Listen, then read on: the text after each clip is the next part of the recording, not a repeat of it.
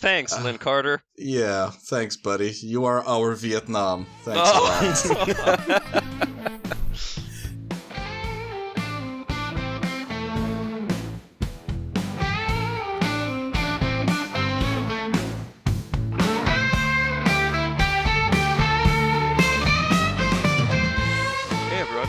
Back to the Gung-Ho Book Club, a fair college tribe of podcast featuring the thoughts of 3 online randos on books written by people who've done far more for universal literature than we can possibly hope to. Some of them, anyway. My name is Costin Becheanu, but you can call me Cosi. I've been running the Gung-Ho Geek site and socials and my mouth in some capacity for over 7 years now, just hobbying, hanging out with friends, and memeing. Joining me is my longtime friend and gaming partner, Ian. Hello. Who teaches the English how to properly speak their own language in his spare time, which is time spent not gaming.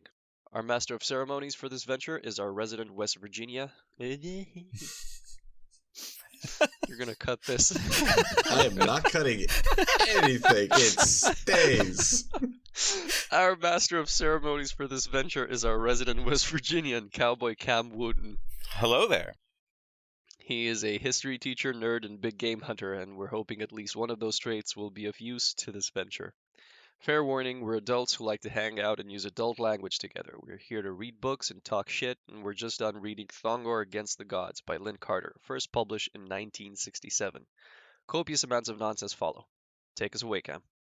Okay. First of all, can we just congratulate Costin on the fact that he remembered to include the year this time? I did, but yeah. I also took out the edition that we read as blah blah blah because I couldn't figure it out. Well, the thing is, the edition of this book is shit. So no, well, it doesn't matter. Exactly. So picking up right where we're left off. Take it away, Cam. Okay, so we've been on here twice now talking about Thongor and getting hit in the head. Yeah. With different colored druids and. Wait, he was getting hit in the head with druids? Yeah, probably. I don't know. It doesn't matter. At this point.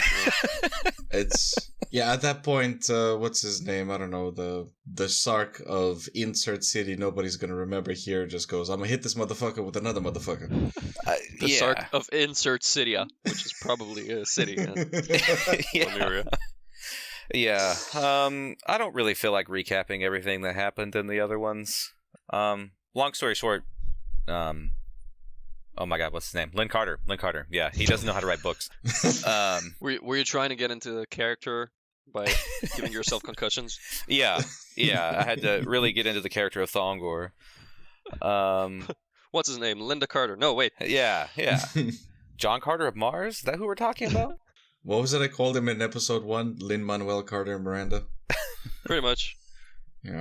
Anyway. So yeah, book 3, I have an outline on it here that is 1, 2, and slightly more pages. So the story starts, and Thongor and Sumia are the leaders of Patanga, or Poontanga as we call it.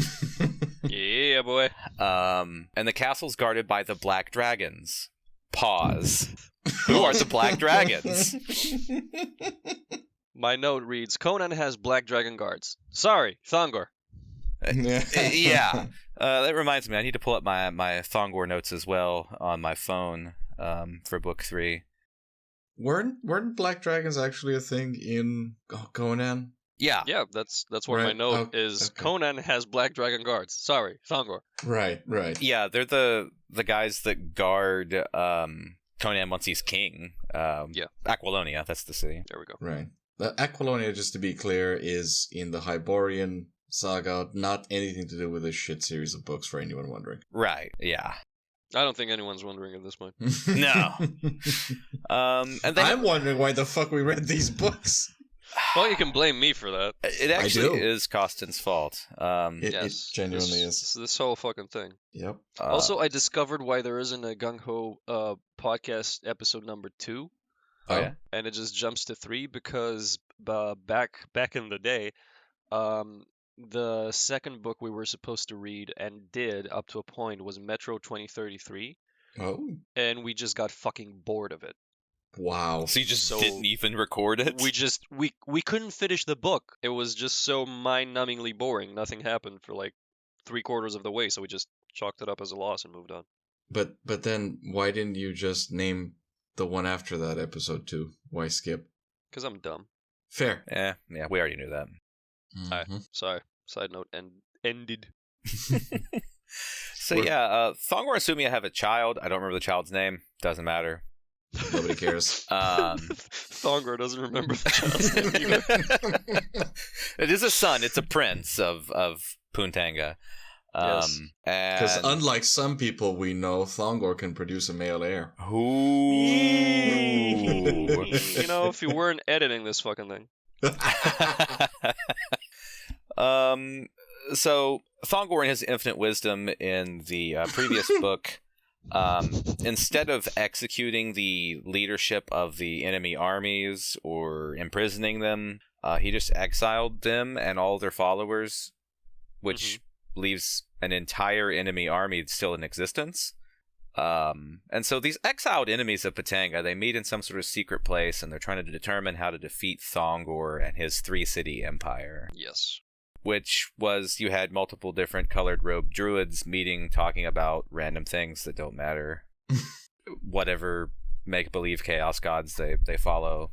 I just wanted to say that basically, at this point, I was kind of mildly invested in what was happening with druids discussing politics, and I just want to make sure we understand that the quality drops off constantly after this point. Yeah, actually. Yeah, it is actually a decent start. Like, them discussing, like, what their plans and things. And so then they hire this guy, like, he's like Czar or Zor or, I don't know. Some made-up dumbass name. Zan. Yeah, he's an assassin from an Assassin's Guild. Yes. And so that made me think of, in the Martian stories of Edgar Rice Burroughs, a much better author, there's an Assassin's Guild on Mars. And where these books already take a lot of, like, elements from the Barsoom stuff, I was like, I think that's a nod of the head. I mean, an Assassin's Guild is a sufficiently established trope at this point that I wouldn't bat an eyelash at it, but in this particular time, we didn't have, like, Alamut hadn't been translated into English for sure, so the thing that kicked off Assassin's Creed wasn't mainstream in the West, so to speak.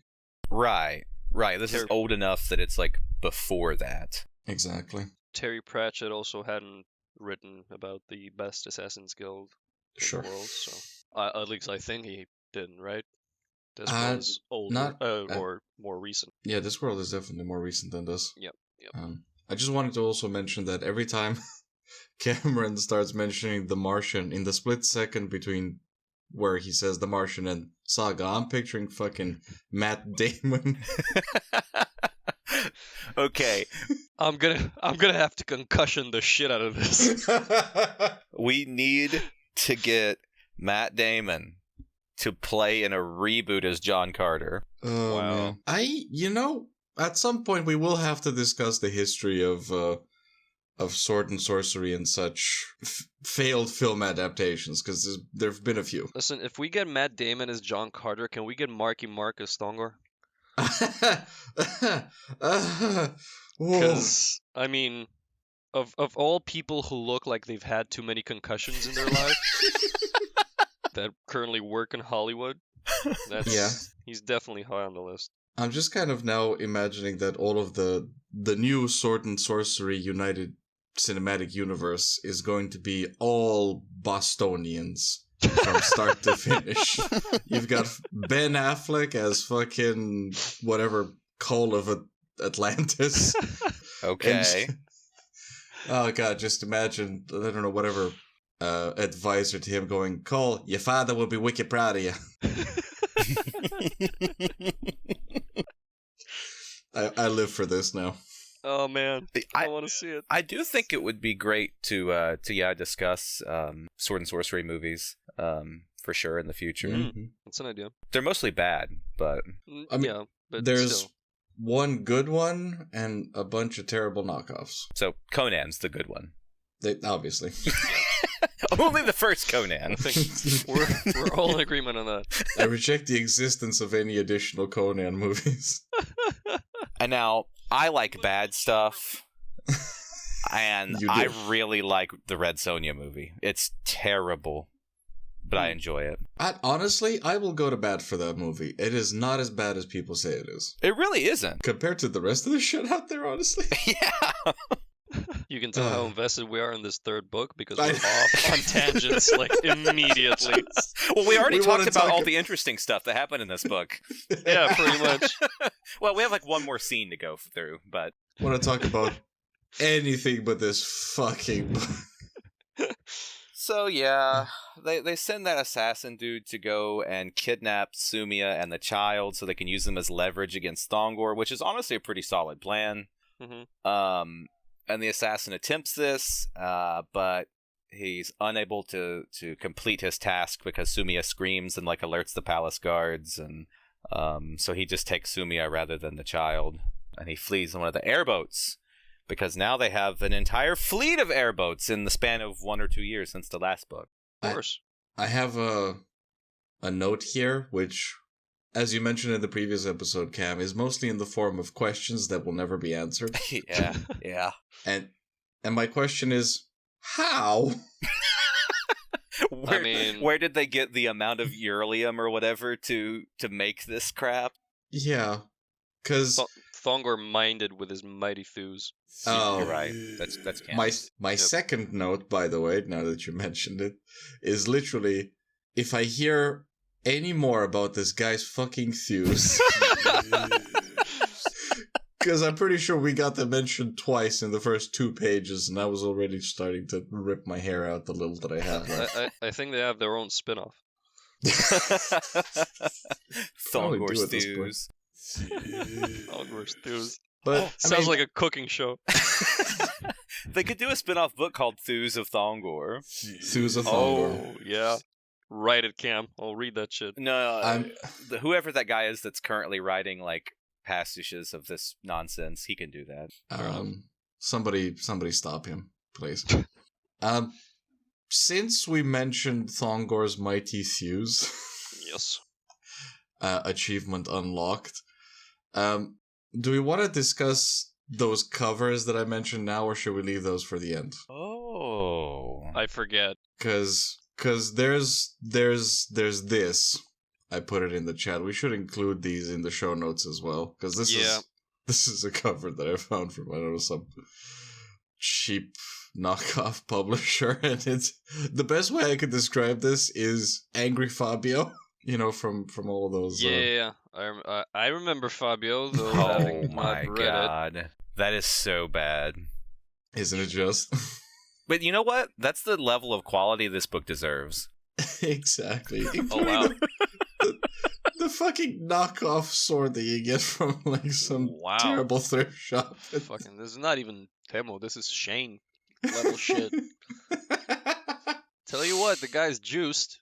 Yeah, tell you no, that for much. sure. Gateway Essentials is right.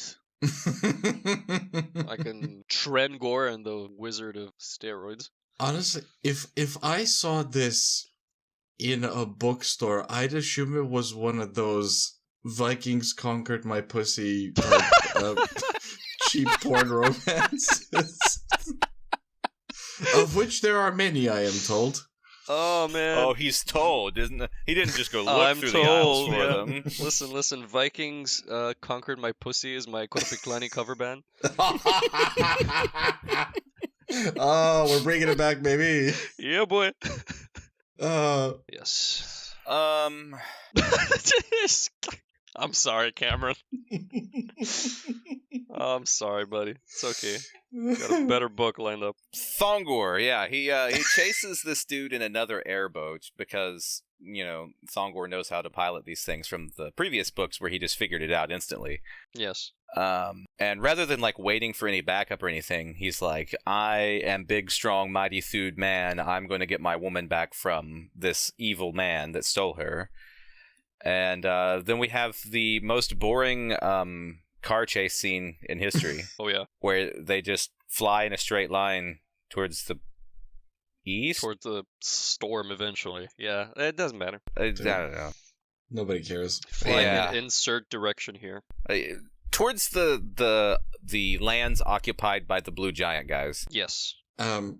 we should mention that we skip over it as the most boring car chase ever, but Lynn Carter sure didn't fucking skip over any of the goddamn details in this thing. Oh, no. Because he goes into the trigonometry of the directions and the calculations that Thongor in his concussed brain was doing somehow.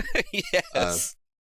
And my note here mentions Thongor goes from Sarkon to Sarkoff. Because legit. as we've established, this motherfucker is now the ruler of 3 city-states under one empire.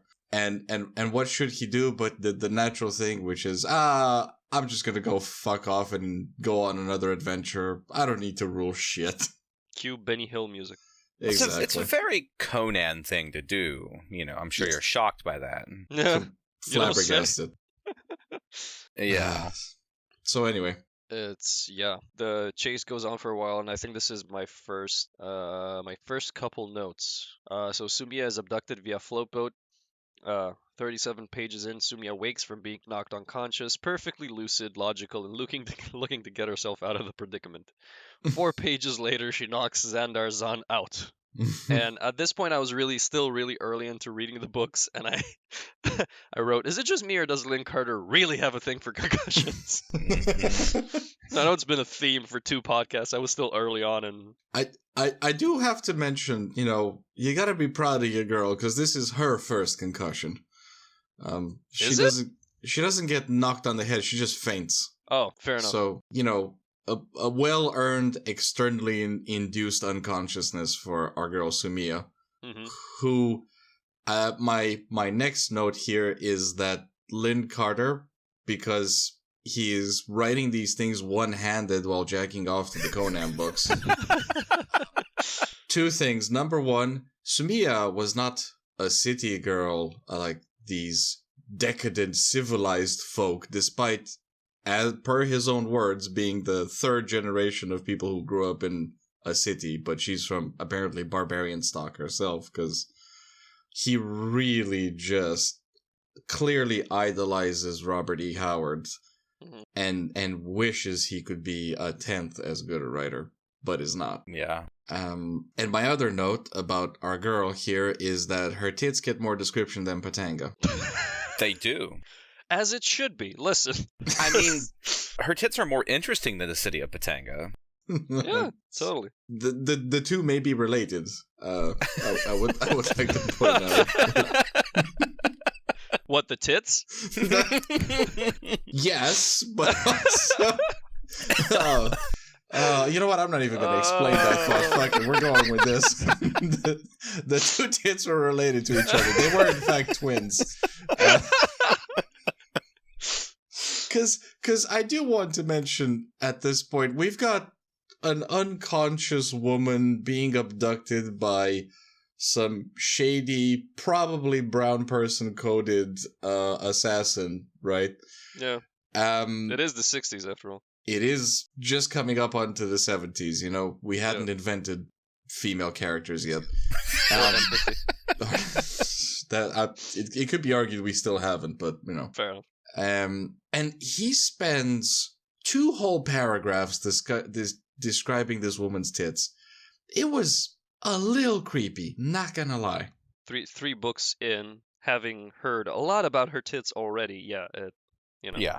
Yeah, exactly. But anyway, did she knock him unconscious or stab him? I don't remember. She tries to take his weapon away or something, and they get in this struggle, and then she knocks him out. She pulls out a shillelagh or some shit. Oh yeah, because she definitely has the strength to knock a man unconscious. Well, Yeah. he was reading those paragraphs about her tits and kind of lost himself for a moment. It is towards the east. It's the Yep. eastern unexplored regions of the continent. I have that in here. But calling them unexplored regions of the continent makes no sense. I'm sure you're shocked by this information. Totally. Because there's ancient ruins of the first human civilizations in the east, and then there's also those blue nomad dudes that live in the east, so it's clearly not unexplored. I mean, Well, it's... I got nothing. unexplored by Thonan. Yeah, and his thews. Yeah. Okay. And so, long story short, eventually he wakes back up. They struggle, and then my exact note here is he sucks and crashes the ship, barely surviving. And He so, really does suck as an assassin, to be honest. he's so bad.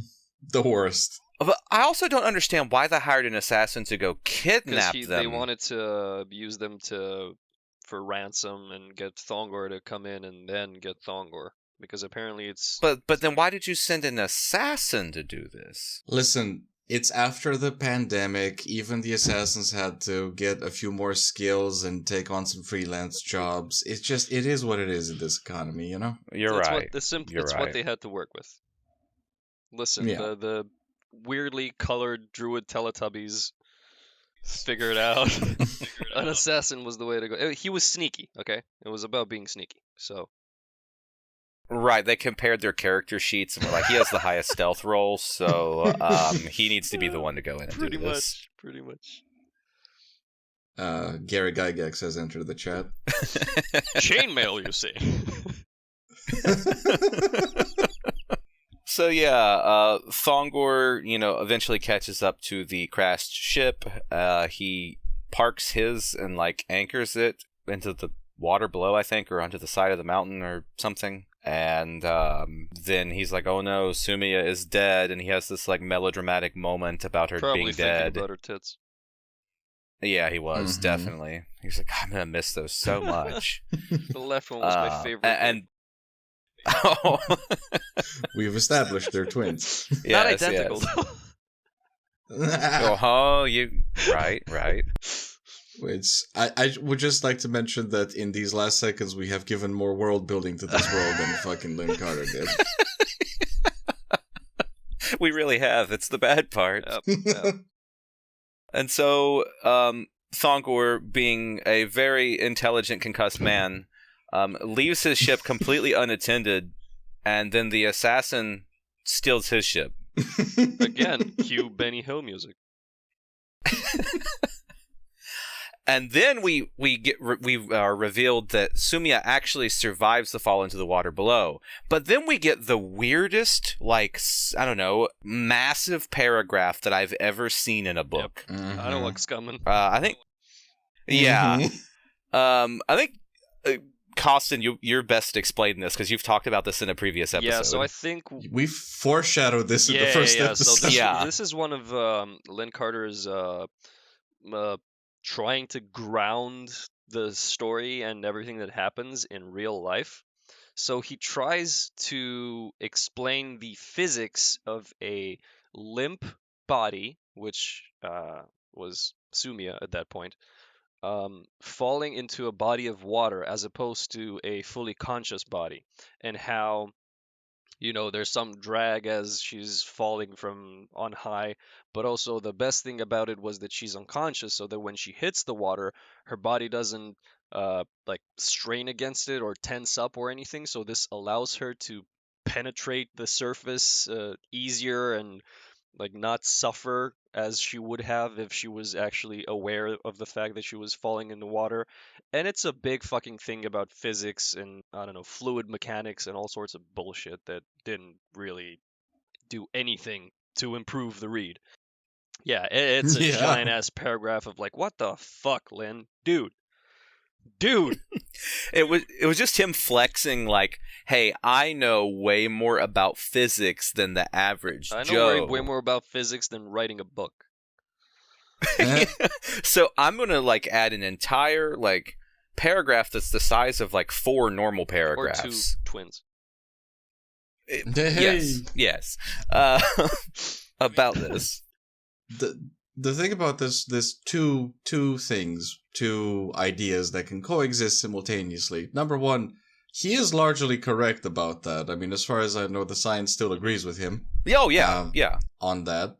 But number two, this is giving off Wattpad energy, essentially, where he's defending his fanfic on the forum with this paragraph over there of why this actually makes sense, actually, and leave it alone, guys. Stop being so negative in Oh the my chat. god. Maybe his editor was like, there's no way she would have fell out of that ship and not died when she hit the water. That's stupid.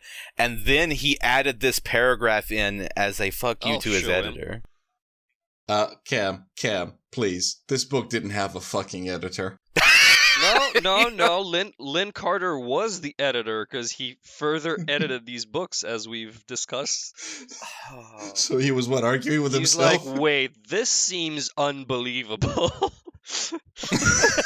What the fuck was I on about? Let's get into the nitty gritty. He opens up a physics textbook on his desk. It was just lying there for some reason. I better explain the physics of this or nobody will take me seriously. Yeah. Oh, Lynn. look, my doorstop is a physics book. Let's see it. Unbelievable. I have another note that fits in somewhere here, I think, which is council assembled to chat chats.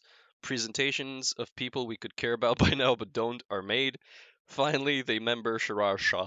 Oh, yeah. I think I just forgot to write about that. Good old Sherry. Yeah, so as this is happening and Thongor's lost his ship and Sumia physicked herself into the body of water, the people in the city are trying to figure out, dude, where's the king? And how to get the queen back and all of that. So Sumia's relatives make another appearance. Make another appearance. They have the same descriptions and pretty much the same amount of page presence as they did in the previous book, which is not a lot.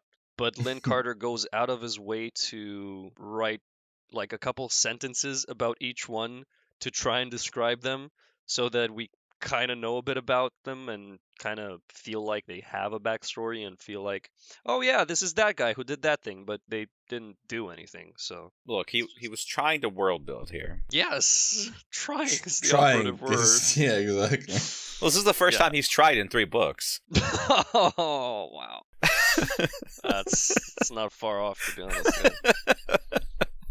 I also noticed another difference between this book and the previous two, which actually we mentioned this in episode 2 about how he's mostly consistent with the old-timey language, again, aping Howard, as you do. But in this particular one, he describes Erlium as follows. The synthetic isotope created by Ulim Fawn, a magic metal with the unique property of resisting gravity. It's like, Jesus fucking Christ. my note actually says synthetic isotope in this economy? In this pre-Bronze Age economy? Really? It's because he's like trying to equate magic with science, and like on the surface I like that, but that's not what you do in a prehistoric world. You just still refer to everything as magic. Yeah, because that's kind of the level of understanding. Yeah, I mean, as we've established, this is post-fall of the civilization. Most people don't know how to do anything, really. Mm-hmm. Not even govern a goddamn city, as we've established. But even in the middle of all this, you get some... I think he'd even described Ulim Fawn, this guy, as an alchemist, and he made this synthetic isotope, apparently. Somehow, and then managed to reproduce it enough times to make 1,000 of these ships, which he went out of his way in the first book to say how unique it was. Well, it was. An entire year has passed, Ian. Yeah, no, that's true. That's And true. 2 weeks. 365 motherfucking days and 2 weeks, yeah. Because 2 weeks was in the first book. Maybe it was 366, you don't know. Those 2 weeks were very important. Yes, the world was saved in those 2 weeks. See podcast number 1. Indeed, yeah. Actually, I mean, on the timeline of this is funny because the first book is 2 weeks, save the world. Second book, 4 days with more adventures than all of the Conan comics put together. Yeah. And then this one takes place over a weekend, and it's like one big car chase, and then... it is, with the Benny Hill music in the background constantly. Fucking Yakety Sax would save this book, listen. If Yakety Sax was playing as I was reading this book, I would have enjoyed myself much more than I did. So is that our recommendation? If you read these books, play that in the background. Also, I think there's another note here. Drinking game: take a swig whenever naked/scantily clad bodies or jungle cats are mentioned in any way. Enjoy your coma. Please no. Uh, And not as bad as the drinking game of every time he mentions Thongor's mighty thews. that's true. That's true. We should make a bingo card. Oh should. man, we should have. I'll put something together. Good. I mean, we genuinely should, because I after this, I want to have, for every sword and sorcery book that we read, a few awards for the dumbest tropes that we find in this whole thing. Ooh. Like, barbarians who take over civilization, live naked bodies and jungle cats, or all of this. Thews. Thews. I wish I could do the honest trailer dude's voice with thews. And so you mentioned like how he likes to ape off of Howard with using archaic words. Mm-hmm. And so I actually had a note about that too, because I noticed that he had the words whereas, where from, and whereof, which when I write, actually use whereas quite frequently. Not the other two, but so I was like, oh hey, I don't know. I felt a brief little connection with Lynn Carter there. Yeah. Thongor talking to the druids, and as they're expostulating their evil ways, and Thongor goes, "Whereas I, an intellectual." And I don't know where this goes at anywhere in here, but I have a Will of Gorm ? Really ? I don't know where. I'm trying to remember the context here, because So Thongor has like a necklace that is a Wheel of Gorm, because Gorm's his god. Right. Which is the Wheel of Crom.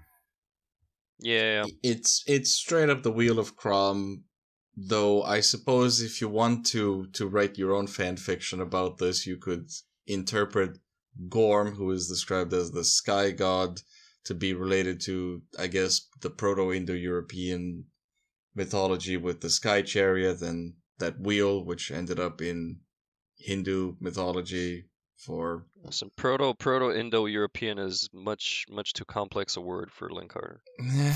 I don't know. Whereas Howard, on the other hand. Whereas Howard... No, but there's... this is part of... I mean, first of all, I don't think Lynn Carter is intelligent enough to even be racist for this, honestly. Wow. Wow. Oh my god, that's such a good insult. Oh. There's a minimum barrier of entry for even that level of stupidity. Dude, and I don't that hits on so many levels. Chapeau, sir. Thank you. Because there is, not in sword and sorcery alone, but just in fantasy literature especially, this trend of anything developed from history came from Indo-Europeans. Mm-hmm. And therefore the only version of history that we have that is worth remembering is from our Indo-European ancestors, minus the Indo part, but that part they leave out usually. Very based of them. Quite, yeah. I would just like to mention that we do not endorse racism in any way. No. No. In case that wasn't fucking clear. But we're on the other end of the bell curve. Quite. But one of the forms that this takes, and I've actually read a few terrible books with this plot, is that all gods in the world are essentially just a reskin of Norse gods. That's why Gorm is discount Odin / Thor, because he couldn't make up his mind. He's wearing a wheel, not a hammer. Yeah. He mentioned a few other deities in the second book, which I didn't even bother taking a note of because nobody gives a shit. I don't think, yeah. No, nobody did that. Yeah, but despite this being in the fucking Pacific Ocean as the continent of Lemuria, it somehow still ends up being a complete reskin of what Howard, a much better writer, and overall person, I should think. He had the Vanir and the Aesir as tribes in his Hyboria's north. Yeah, Nordheim. Yeah, exactly, which makes a lot more sense and is pretty cool. And we can talk about that at some point when we do much better books. Yeah. Yes, I'm actually glancing over at my map of the Conan world. Very nice. Well, see, your thinking here though with Carter is like that. I guess your mistake here is thinking that he would even know anything about this stuff, because literally the geography of Lemuria doesn't make sense, because the frozen Northlands are at the equator. Yeah, I think we talked about this last time. Yeah. Had come up with some idea. Yes, the polarity of the Earth was reversed. Oh, so there we go. Yes. north is south. That was and- my head canon. East is west, nothing matters. Nothing matters. Thongor is actually from Antarctica. Fuck it. Yeah. It doesn't matter. Doesn't matter. I've got another couple notes, which most of my notes hit in this part of the book. Yeah, because there's nothing in the rest of this fucking book. I think all of my notes actually end after she pretty much hits the water, and then the subsequent encounter with the blue giant. Spoiler. But so subsequently, Xandar's son wakes from concussion fully apt with no lasting effects thereof. Xandar's son gets a new concussion. No worries, he good. So he was knocked out once, and then he bonks again somehow. When the ship Into the crashes. mountain, I think. Yeah. And as she was falling, I think this is from then physics lessons. In my sword and sorcery, my brother in Thongor, why? my brother in Gorm. My brother in Gorm. There was something about Thongor fought his way through thrice 10,000 perils, which I wrote is a poetic way to say a lot, yo. See previous book. See previous book. And there's another one about Sumia, but I think this comes in later on. So I think this is it for this portion. Yeah. Okay. I don't know where this goes exactly in my notes, because this is all just Between his thews. There's a theme emerging here in the notes. I don't know where this is from. so. But I have a partial quote here that says, "You or I would not be able to," and I put that it was very weird for the author to speak directly to the reader, because he's never done this at all in the stories so far. No, yeah, that's true. And I was like, that really took me out of the story. And I said he over-explains things that should be left inferred, like that dragons are that dinosaurs. took you out of the story. Okay, And that's where you draw the line. under-explains things like cultures and cities. He just assumes you know what he's visualizing. Yes. Wow. Yeah, he just don't bother establishing the world, don't bother having characters, don't bother describing anything worthwhile, but just make sure to let the reader know that you're bitch made, okay? Thongor has mighty thews. Look at this picture. Look at angry Fabio. You're not like this guy. I like how he doesn't bother. So this just came to me. He doesn't bother to describe the world and the civilizations and all of that, but he takes a lot of time on tits, because he knows that neither he nor his readers have probably seen a pair. So I don't know. I might just be going off on a limb here, but Well, Lynn Carter was going off on a limp something. oh, But, his thews were not mighty. Let me tell you that. Oh no! Like, a part of me wants to say that we shouldn't be this mean to the guy. I mean, all he's done, as far as I know, is write a few shitty books. But there's some undertones that I don't like here. He wrote a few shitty books, but there's a fucking lot of them somehow. He has a lot, like a pretty big library of books that he's written, and I've read. I haven't touched his other shit, but you have, Cam?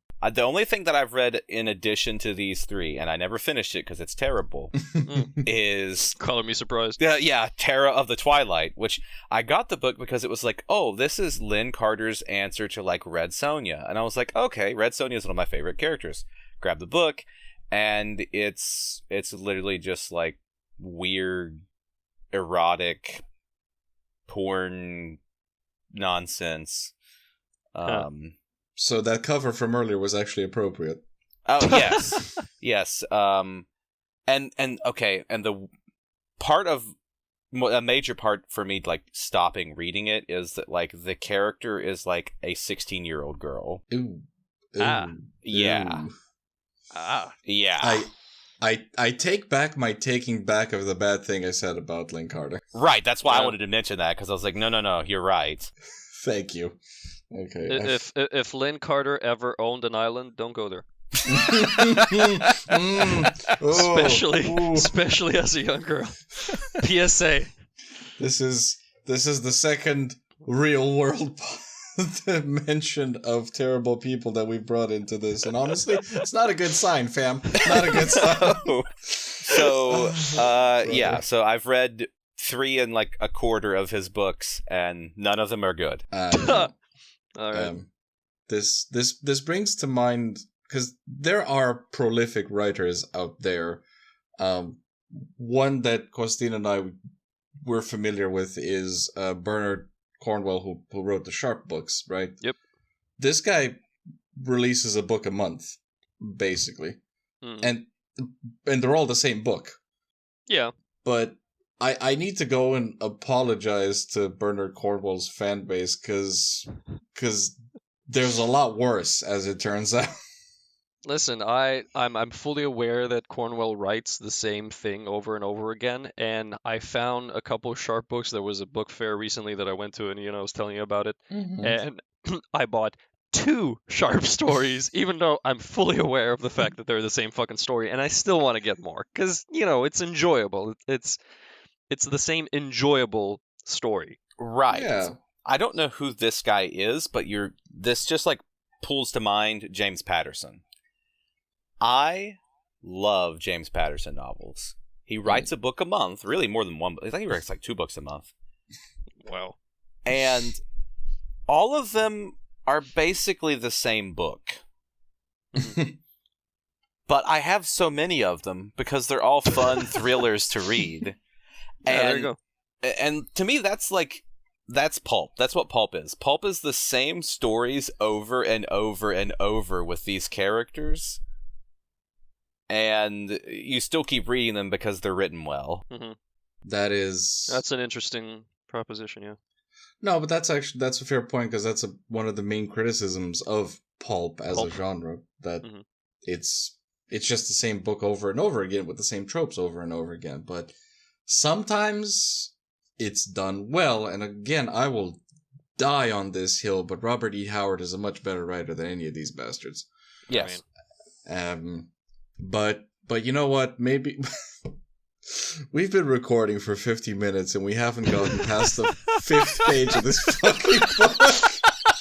No, because she got knocked out 37 pages in, so we're good. Oh, I'm sorry. Yes, that's right. So we still have 100 pages left to go of this book. That's fine. We will not be adding much to that. No, probably not. Let's keep going, Cam. I want to be done with this. Okay. Blah blah blah blah blah. So, literally Lynn Carter's notes. I didn't want to interrupt again, but I was thinking the same thing. I'm sorry. Yeah. All right. No, so Czar steals not Conan's ride.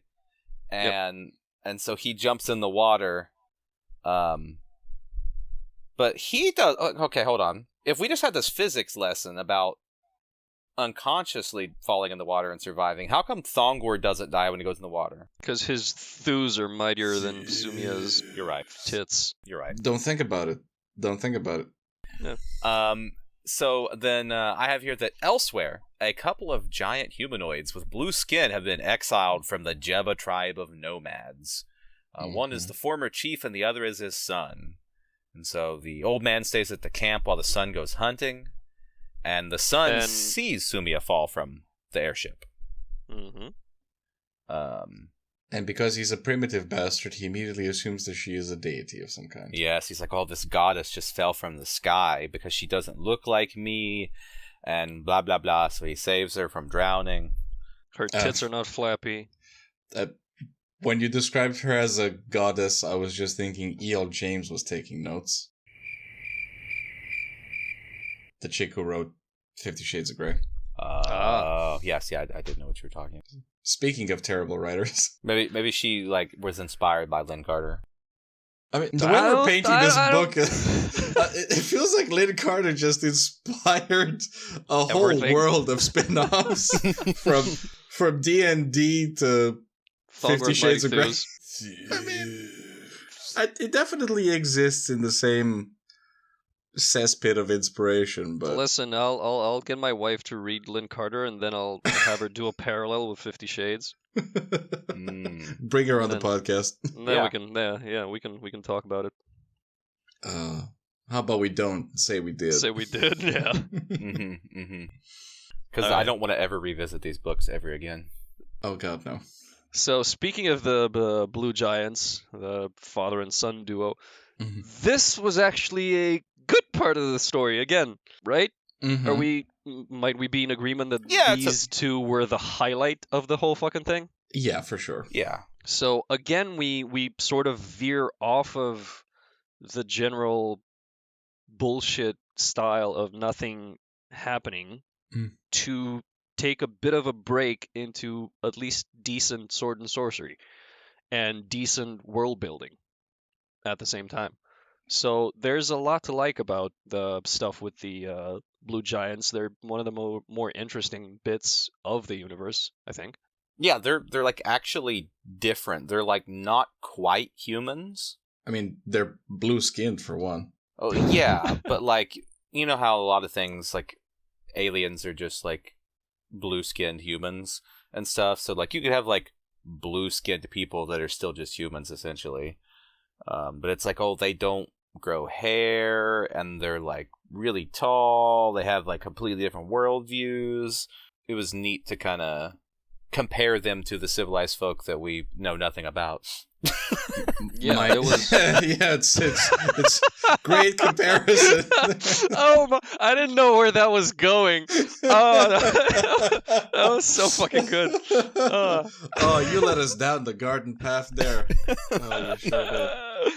Yeah, it would have hit much better if we would have known what the civilized people were like in the West. Yeah, For I the think amount of time that he says, unlike those civilized folks, and it's just, what civilized? Yeah. those what civilized people- folks that we all know about. I think that's the so the reason these hit well is not that because Lynn Carter did his job on building his world, but the opposite pretty much, right? Yeah. So exactly. they hit so well because they're different in terms of he actually spends the time on them to make us care and make us buy into the concept. Lads, I have a theory. A theory has entered the chat. Excellent. Uh-oh. Because this isn't the first time that I'm not even going to bother pronouncing their name giants are mentioned. Is it the Rmal or some Ramal. thing?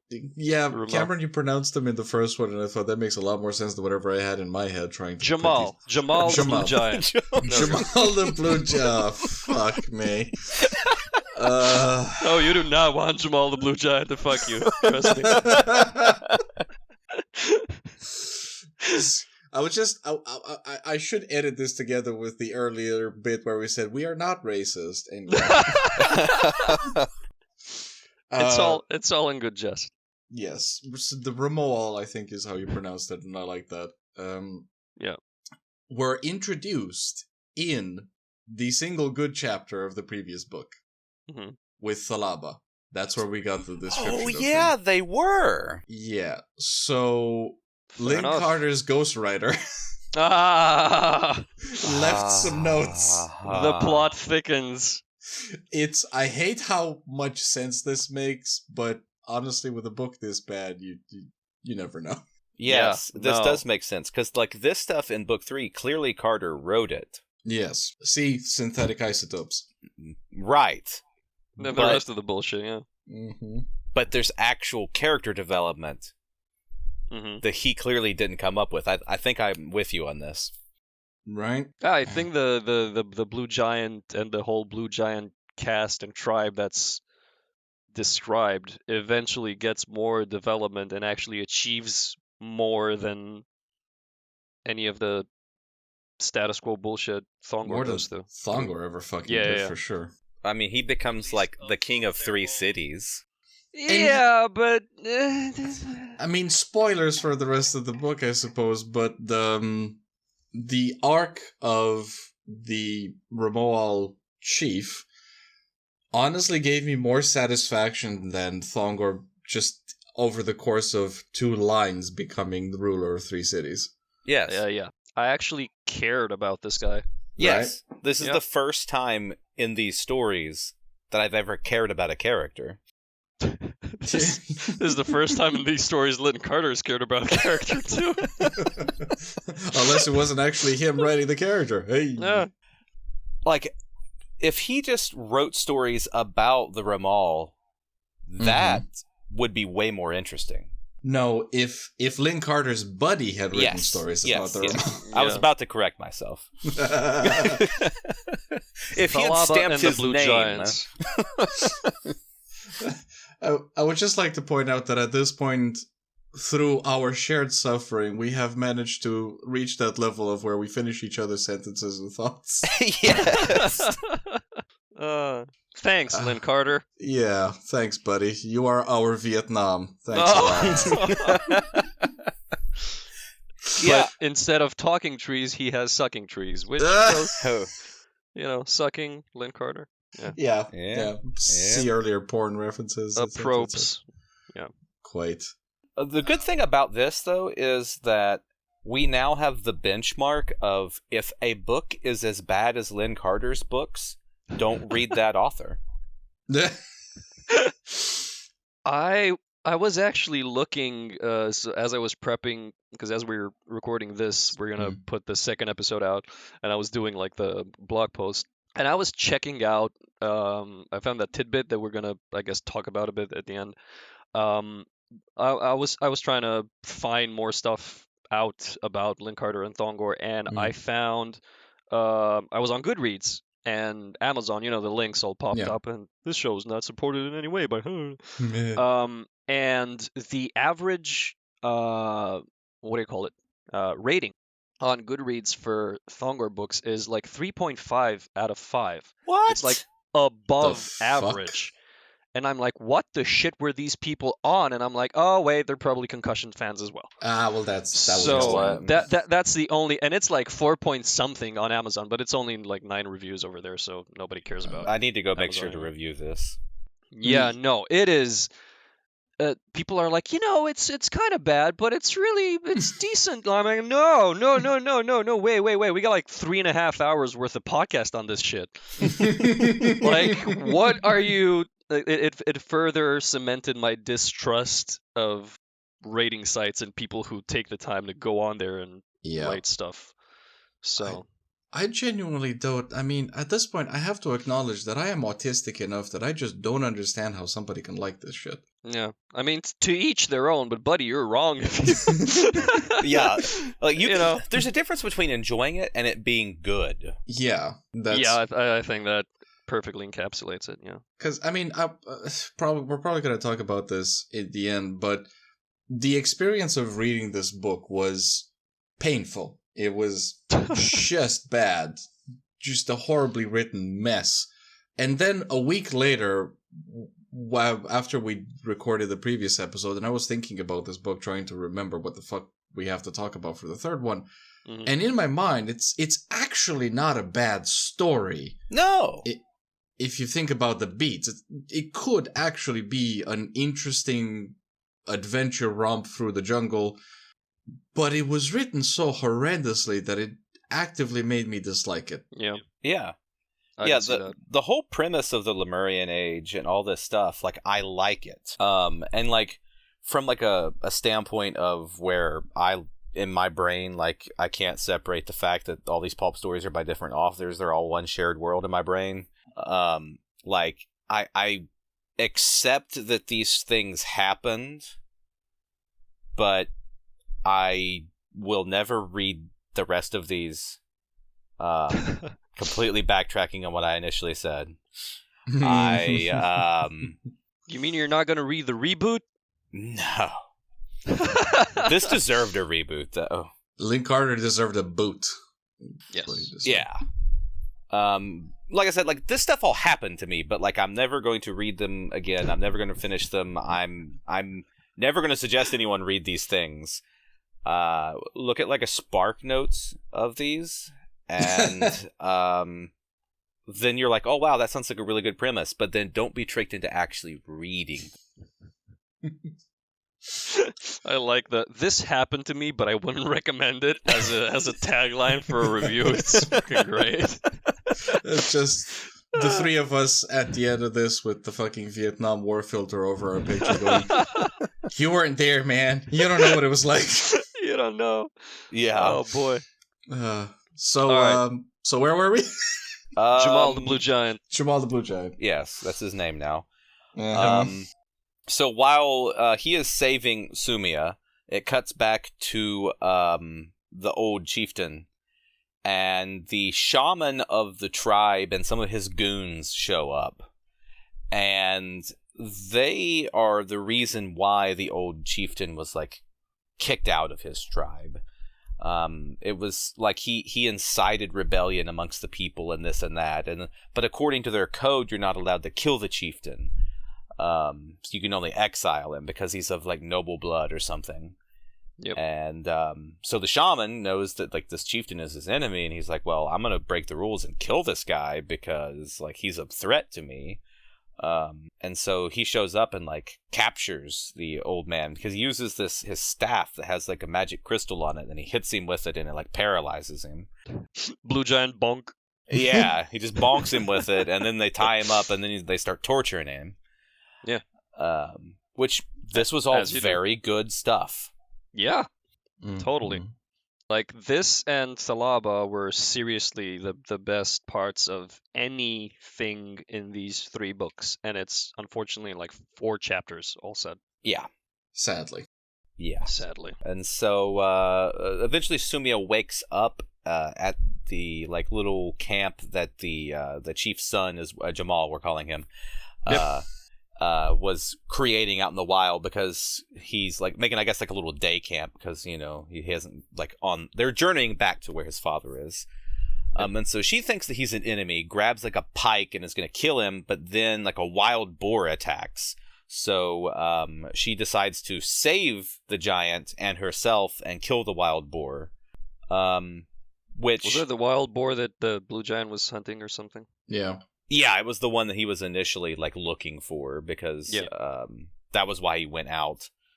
Which again gives us a strange bit of world building because we actually get the motivation for I believe his name is actually Shangoff, which is somehow, but maybe we can just stick with Jamal. Let's go with Jamal. Yeah. Let's go with Yeah. Jamal. Jamal sounds His name better. is Shankoff? What the fuck, man?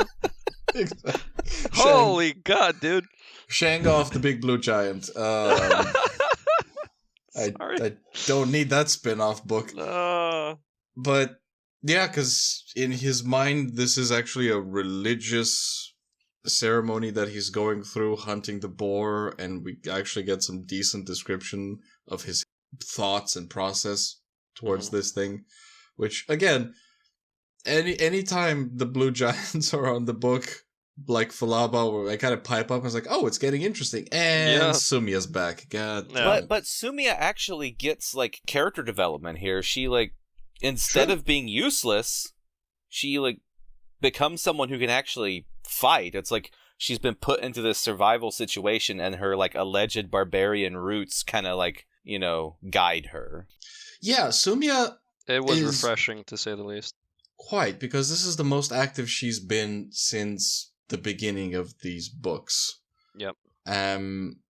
I was, I guess, just put off by the whole, oh, she's, 3 generations barbarian pilled, but apparently fuck, Listen, whatever. I'm willing to look some of these things over Hmm. if they're accompanied by something that's interesting to read, which Fair. was this whole thing. Also, this is where my last note comes in. Oh wow. We're a third of the book in, I think. Yeah.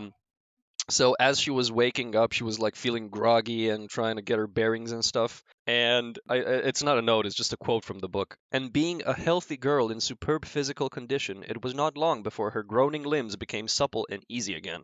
And as the father of one girl and another upcoming one, this made me feel fucking icky, dude. Yeah. It was just the fact that you're describing a girl as healthy and in superb physical condition just rubbed me the wrong way, coupled with, the tits descriptions previously, and it was just I don't know. It's creepy. Yeah, it's fucking creepy.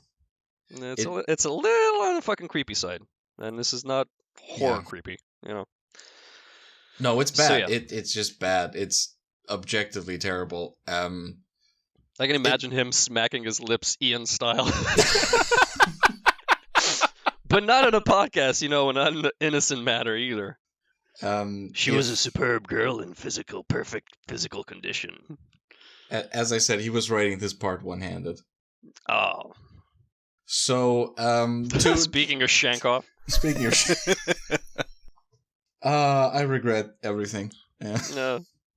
But I suppose since we're sharing notes at this point, to veer off wildly from the ickiness of that to the ickiness of Thongor's diet, because this is, I think, the first of 2 or 3 instances where he just eats some meat raw. Yummy. And the first time he does it, okay, fine. He's in a survival situation, I guess. He's desperate, and as we've established, Thongor is constantly hungry. So he just eats... Or concussed. And concussed. Sorry. So he just eats a bird raw, and then he eats a boar raw, and my note says, and then Thongor died of salmonella. Would have been a better ending. I wish. This portion of the show, Thongor is played by Gollum. Give it to us raw and wriggling. Yeah. These books would be so much more interesting if Thongor wasn't the main character. Yes. Yes. Unfortunately. If Thongor had never made another appearance again, it's early, okay? I only had one coffee. If he hadn't made another appearance through the whole book and we'd just been left with the Blue Giants and Sumia, I wouldn't have mind. Honestly. Did. Yeah. Would have been a much better book. No. Yeah. If they would have just cut back and forth very occasionally to search parties or something looking for them and then right back to the Blue Giants, that'd have been great. Just a paragraph of Thongor and then Sumia becoming the goddess of these Blue Giants and leading them back to Patanga and against the Druids and everything. That would have been...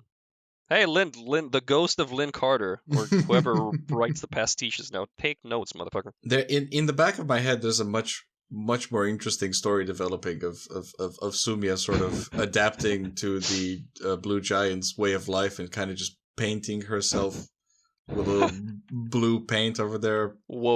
Woad, yeah, exactly. Whereas in the back of Thongor's head, there's a fucking clot.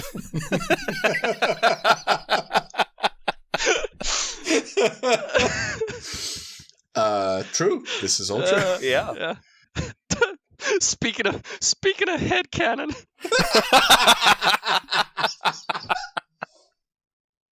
Son of a bitch.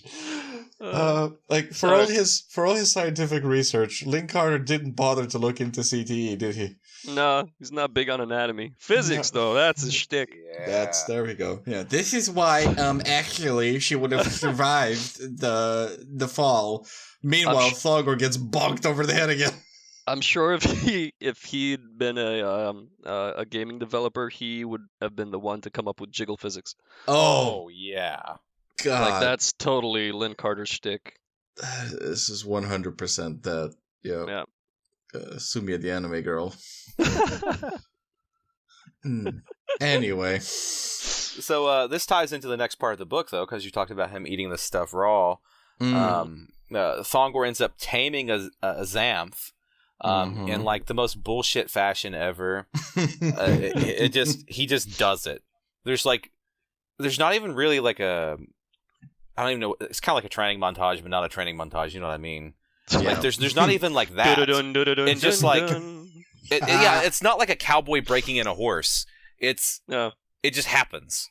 It just happens. Much like everything in this book, it just happens. Yeah, it's again that quote with for Thongor to imagine something is to do it. Yeah. Quote from the second book or the first, or doesn't matter. But at least he keeps it consistent. Consistently bad. bad. Oh, Jinx. Jinx, holy shit, dude. We are in sync tonight, today, the morning, whatever. Like I said, we've been through this trauma together. I did have 2 notes about this. Mm-hmm. Number 1, quote from the book: "The Xanth is a huge creature akin to Triceratops." This is the 3rd time we get a description of this fucking thing. Yes. He knew we forgot because like it's just random letters put together. Because we're all concussed. And also my note says, "It's like a T-Rex. It's like a Triceratops. It's like you don't know how to write." And the second on writing note, because as I'm reading these books, I'm learning how to write myself, trying to teach myself, which Lynn Carter never did. Oh. But this teaches you how not to write. For sure. and how. But I remember a while back I'd read Stephen King's book, which on writing, which he described his writing process. And a thing that annoyed me at the time was he said that he really dislikes adverbs and he doesn't use adverbs when describing something. And I thought, come on, adverbs are a natural part of grammar. What are you talking about? As an English teacher, I'm offended. And then if you remember Sumia's proud head lifting proudly, Yeah. the line from this book, "The line of grass flamed smokily." And It's a technical term. at this point, I think I understand why Stephen King hates adverbs. He read Lynn Carter's books. I'm never gonna let myself get there. That No son of a bitch. No adverbs. Stephen King was a young up-and-comer learning how to write, trying to break into the world, and he read this book and he just underlined, "Fuck adverbs forever." Fuck adverbs profusely. He just highlighted every adverb in this book. It's just one big line. Fucking hell. Right. Okay. So he tames a Triceratops. Yeah. Xanthoratops. Is he? You could have fucking called it a Xanthoratops. Would have been better. That actually, yeah, that sounds cool. We would have known what he was talking about as well. Anyway. So there is one cool part about the Xanth stuff. And that is where he uses the animal's perspective as a way of looking at things. It was like very simplistic writing on how it was tamed, but I actually enjoyed the scene just because it kind of showed you the perspective of the Xanth, its mind of like how Thongor was able to tame it. That was neat. I don't think Lynn Carter wrote it.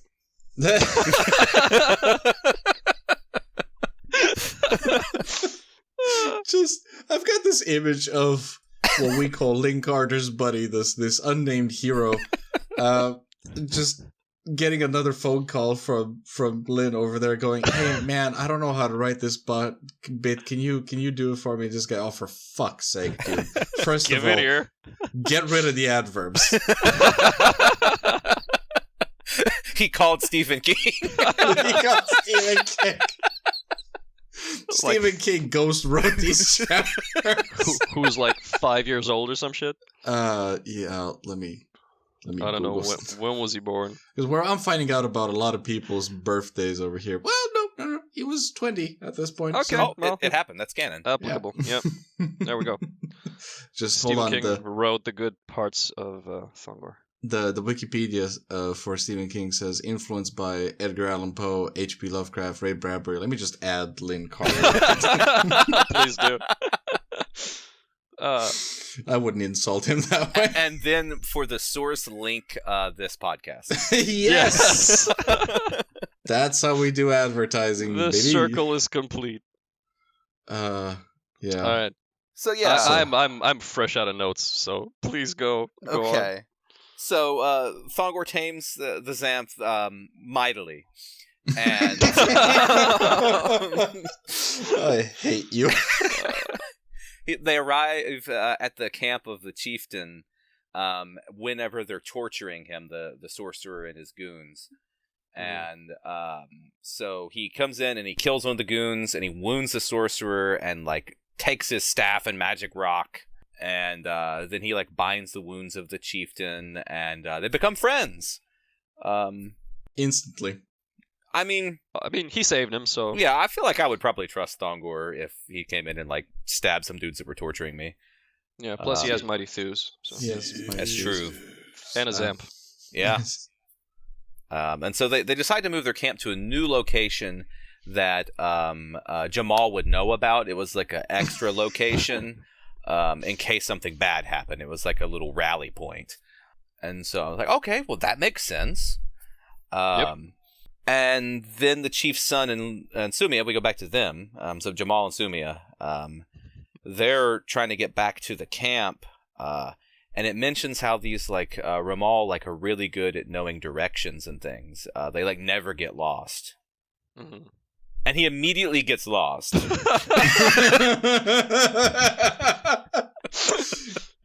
It also when he saved her, I think I had one other thing in that Jamal doesn't know how to swim but does and saves Sumia. Yeah. So, I forgot about that. All that time establishing that he's afraid of the water, he doesn't know how to swim, and then just immediately swims because God tits. Because tits. I mean, No. Also, I mean, I've got this fucking book open in another window over here, and I switched to it while you started talking to look at a note, and my eyes just went to this quote, and it's carefully, cautiously, she stole a few feet into the open space and, bending stiffly, slid 2 javelins from the nomad's quiver. That's 3 adverbs in one sentence. I'm really starting to see why Stephen King has adverbs. Yeah, it's got to be a record. And again, I don't know where my next note goes, but because this is all mush. But it does tie back into something that you said earlier. One of you guys did. I don't remember, about how like everything is like this. It's like that. Mm-hmm. And I said in my note, I hate how he goes on this thing that is the ancestor of that thing, or this ancient unnamed type of bamboo that predates what we know of as bamboo. Just call it bamboo. Get over with it. We understand. It's great bamboo. What's so great about it? No, you don't get it, man. I mean, honestly, given that when the Ramal were introduced, my note said Buff Navi, we may as fucking well be on Pandora at this point. Buff Navi. You know, those Disney Avatar films are equally as terrible as these books. Now hang on a second. They're garbage. This has got to be a podcast in and of itself. We're gonna have a fight here, Cameron, because I will go to bat for those movies. I can arbitrate because I don't care either way. They're bad. Listen, this is bad. Those are fine. No, it's just James Cameron just splooging graphics on the screen, and there's no story. All right. New podcast unlocked. We're gonna have this. Gung-Ho Movie Club coming up. See what I said earlier about our Vietnam-like camaraderie? That's dead now. You're dead to me, Cameron. Pandora is Ian's Vietnam. Yeah, see, like, my whole family loves those movies. I can't stand them. Can we get your family on the podcast instead of you? Yeah. Can your family adopt Ian?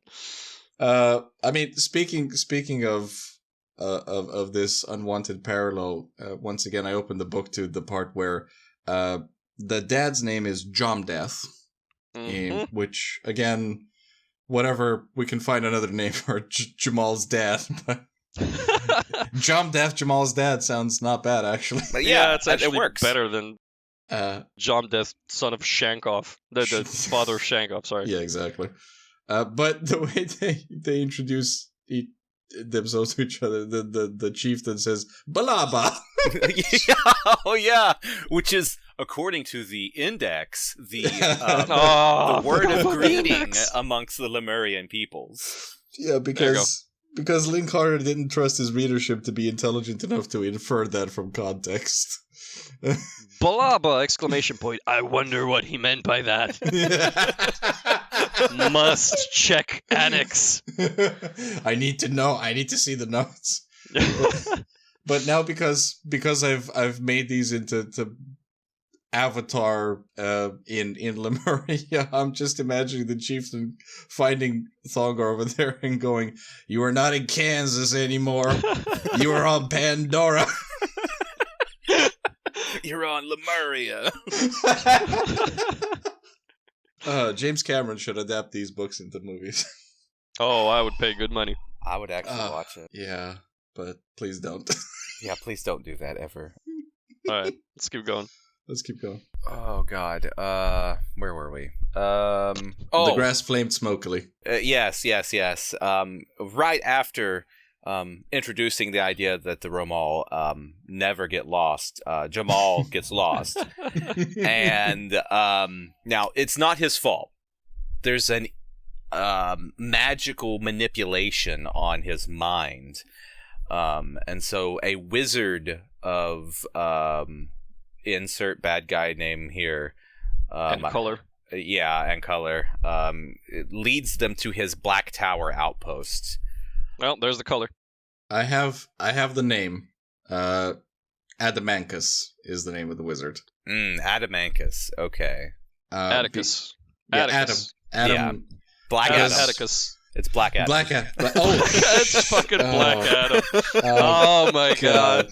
The Rock has entered the chat. Confirmed. Yeah. That's who we're casting for him in the James Cameron movie. Yes, because my note says Adamancus the Exposition Lord, because good purple druids does he go on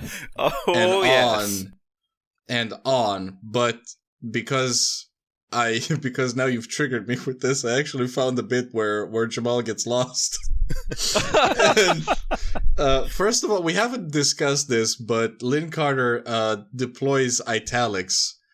Like again, some amateur writing on fucking fanfic sites.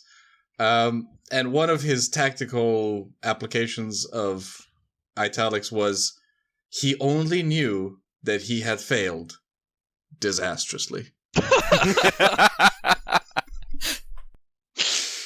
Cause fuck. And Lynn Carter was pleased. And Lynn Carter was pleased. That was the whole thing he wrote for that day. That sentence. Mm-hmm. Oh man. Yes. What the fuck is happening? Because I'm lost now. Much like Jamal. Yes. Well, so then the story switches back to Thongor and the chief. Mm-hmm. And they're taking a nap in the saddle on the Xanth. As you do. We haven't slept in a while in any Thongor books, which... Yeah, that's true. Yeah. That's so. right. He got better at, like, cutting back and forth in this book. It wasn't just, like, knock out, go to sleep. There's actual, like, hard repeat. cuts, which is good. He's improving as a writer, slightly. Or someone else wrote it. There's no way to go but up, buddy. So anyway, they're napping in the saddle, and the Xanth strays into the gray lotus flowers. Mm-hmm. And it puts people asleep, so then they can like start sucking your blood. The shaman is like, oh no, or not the shaman. The chieftain's like, oh no, we need to like not do this, but it's too late. Yes. And so then, meanwhile, we have the shaman and his goons. He gathers more because he's mad about Thongor running him off from killing the chieftain. Mm-hmm. They show up, and then they brilliantly remove them from the blood-sucking gray lotus flowers so that they can then go kill them. Yeah, they really thought it through. It's a plan. It is certainly a plan. I mean, look, you can sort of try and justify it to yourself that Tangri is the name of the shaman, apparently, because aside from everything else, we want to insult ancient Mongolians as well. Why not? I mean, it's Link Carter. It's Link Carter. No, yeah. Link Carter just wanted to give him a name that sounded like angry, and Tengri was what he came up with. He was so angry it was like times 10. Exactly. How angry? Tengri. That got me so bad. It bothers me that I was thinking the exact same thing. Oh man, We are deep in the trenches of these stories. we sure as fuck are, and we went from Vietnam to Verdun, but it's boy. okay. So the idea was that the shaman wanted to kind of, I guess, send a message, even though, as it later turns out, the message was really not what he wanted. No. by killing the chief publicly, which we've established is not the done thing. Yeah, that's what I don't understand. Well, it's Link Carter, but like I don't understand because if they're not allowed to kill the chief, the shaman should have been like, okay, we're gonna stay here and make sure that he's dead, because then it's not our fault. We didn't kill the shaman. We didn't break any rules, and I get exactly what I want, and I take over the tribe. Yeah. So I guess you could put it on both hubris and anger that the shaman did what he did. Yeah, Because he's already been, he's already tried to put the old chief down, and Thongor came in, and he's like, well, I want to take revenge on Thongor to begin with, and then also, oh, there's the chief here, so I can get 2 for 1, and he's sort of blinded. So I'm not bothered by. I don't think it's a bad call that you can't justify as opposed to the rest of the fucking books. no, that's fair. That's fair. Yeah. And also, I think this is the first villain that is it reoccurs or recurs? Recurs. So this is the first time. Maybe Thalaba was first, but again, Blue Giant stuff. Where we meet a villain and then he makes another appearance, and we get to really hate the guy or like have strong feelings about him, as opposed to everyone else that pops up, and at least I didn't really fucking care. Yeah, So, you're right about that. Very few characters that you feel anything about. I feel disgusted by the descriptions of Sumia from Link Carter, but that's different. Not the intended experience. yeah. It's for a different kind of website. Because the only recurring villain is the Sark of Sargol, which we'll get to. But he's a background cardboard cutout menace. Whereas Tengri actually gets motivation. Which is why, again, I'm thinking Link Carter's buddy was over here going, now listen, Lin, I've established that they cannot kill the chieftain, okay? I've set it up for you. All you have to do, buddy, is just put him in the situation where they die somewhere else and Tengri gets what he wants. And Link Carter's like, but what if I didn't, though? And Link Carter's like, sorry, you were saying? No, I don't think he was smoking the blunt. I think he was hyped up on cocaine at this point. Fair enough. We're concussed. That he got from Stephen King, his buddy, who helped him write this. The headcanon for these books is so much better than the fucking books. The story that we're making up behind the book is more interesting. I want to read that book. I want somebody's memoirs on this shit. The making of Thongor of Lemuria. The making of Thongor. Stephen King ghostwriter. It's like Jodorowsky's Dune type stuff. It's like, oh my god. Okay, sorry. Jodorowsky's Thongor. Jodorowsky's Thongor. I want to see that movie. I don't want to see any movie with Thongor. No. All right, sorry. So they find him asleep. They take him to the ruins of the city that they live in, one of the ancient bygone cities. From the dawn of mankind, the Dawn Age, as he refers to it multiple times. And so they start prepping to kill them. And then we cut to Zan, I think you said his name was? Xandar Zan, yeah. Yeah, okay. I had Zar in my notes because I didn't care looking back at it. He's the brother of Xena, warrior princess, obviously. Yeah. Yeah. So he's in the airship, and he's like, I can't go back to my masters because I didn't get the child, and I didn't get Sumia, and they'll kill me and feed me to their, like, evil chaos gods. So, what do I do? And he goes, oh, there's a city down there. There's a sign of life. Let me fly a little bit lower. And then he's like, oh, great. It's a city full of savages. Yep.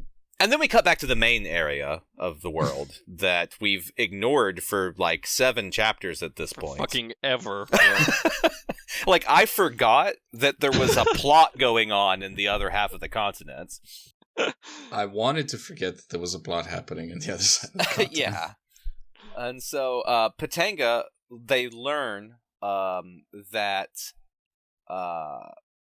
Well, they send out like an entire like fleet of ships because they're trying to figure out like where, not a whole fleet, but like a few ships to try and like find out where the assassin went. Yeah. But then like Karm Karvas flies to the wizard, Sherry, and he's like, "Yo, it was those guys. By the way, I'm dying. Peace out." So... Gandalf has left the building. Yeah. I assume he returns as like Gandalf the White in later books. There's no way Lynn Carter killed off the only wizard that's on the good guys, in quotes, side. But we didn't bother to check, because honestly... It doesn't matter. I shouldn't harp on about this, but it bothered me so much that after all of this time that we've established tension and drama and plot, and he just goes, how do I resolve the plot? Oh no, I know. I'll ask the wizard and his magic fucking Palantir to see where everything... Why did we ever not have the wizard and his magic fucking Palantir? Why do we do anything without that? I don't know. Yeah, it should have been, instead of flying off after the guy, we should have just immediately went, oh, hey, Sherry, where is he taking her? Okay, we'll send guys there. Exactly. The other thing that they mentioned over here, the reason they couldn't track the other ship was because Sriracha had made the world's first and only compass. And my note says, meanwhile, Vamp Dude had a whole fucking magnetic device that could disarm an entire army, but sure. We couldn't afford to make an extra compass for our stupid ships. Okay. The magnetic device is ancient technology from the city of Yes, that is. No one knows how to create that anymore. No, but they can make flying boats. They could make one, just as they made one compass. It's going to take them a year to make a whole army worth of compasses. Right. They first produced all of the airships with their manufacturing facilities. Yeah, they're all out of unobtainium. They need to...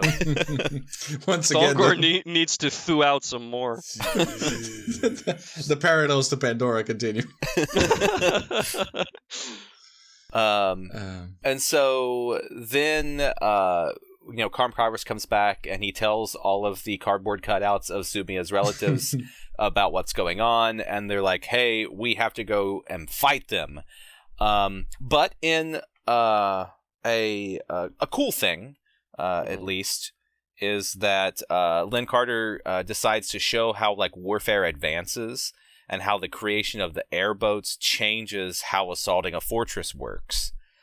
And they're like, we're not going to send out an army to go march to their city. We're going to just load all of our troops up on airships and do like a blitzkrieg on them. The Vietnam parallels continue. World War II has entered the chat. Yeah. So I really liked that aspect of it. No, that was intelligent, unlike the rest of this book. Yeah. We're not just haters. There are good little snippets in these things. Yes, we love our blue nomads, dabba-dee, dabba-die. Yeah. We also love our Ghost Rider. Yes, Stephen King. Shout out to Stephen King. Shout out to Stephen King mightily. Yes. Yes.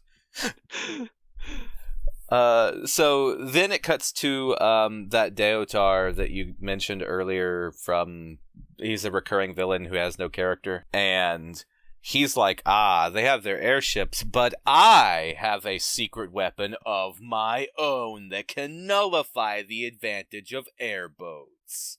Ha ha. Somehow. I do like it in the sense of every time, technology advances, there's an arms race of trying to negate the new technology.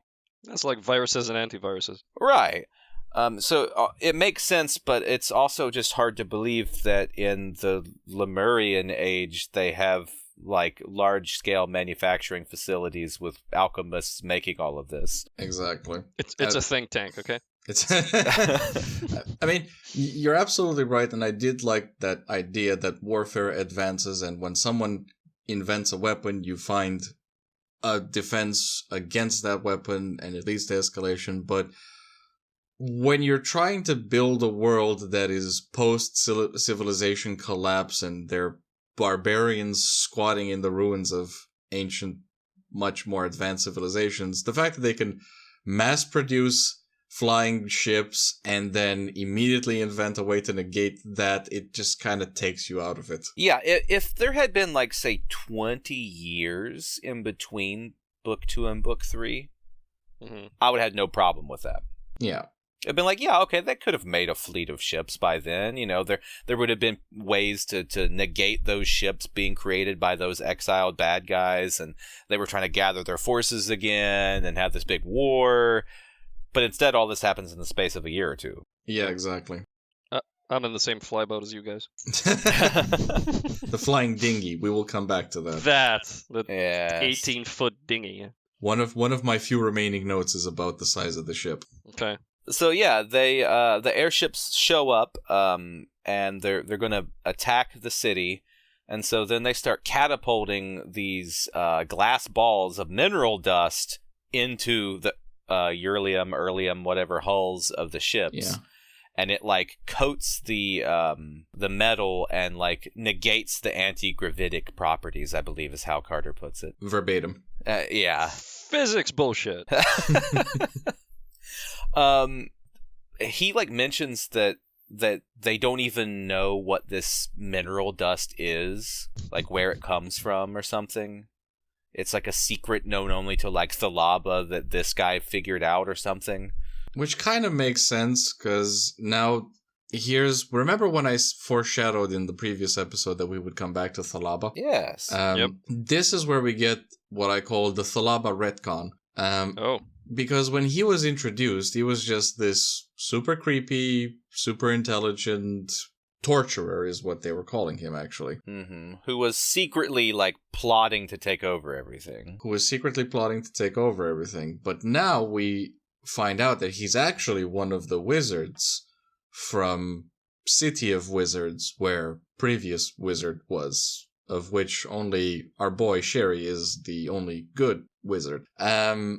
But brain. I know, exactly, because I'm trying to give you the experience of reading these fucking books.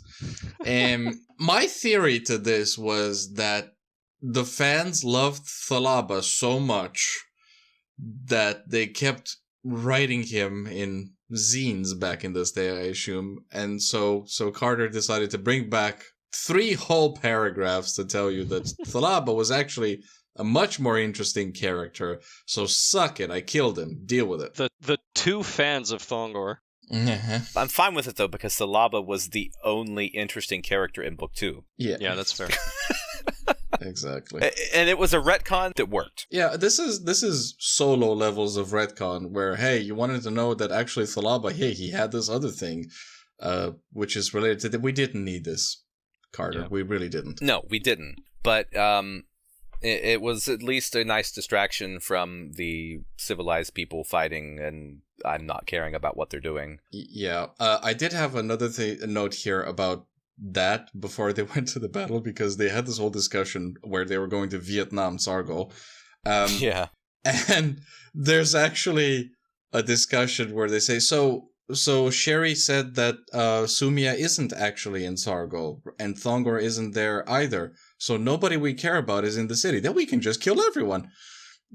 Oh, yeah. They were literally going to raze the city to the ground. Which, in the same paragraph, it reminds you that he's talking to Karm Karvas, who is from Sargol, where his family still lives. He was adopted. I forgot that he was from Sargol. I think Link Carter did as well. Yeah. No, he Yeah. didn't, because he reminds you just before having Carm Carver say, yeah, we can just murder everyone in that city. Fuck him, I don't care.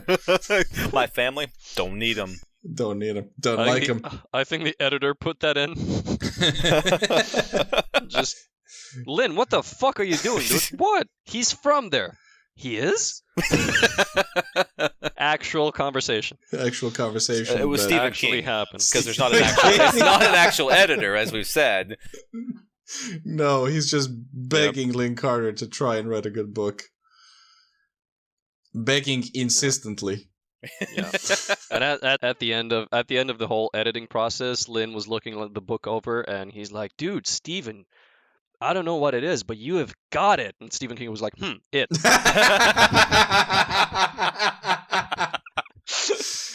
Canon. The Carterverse expands.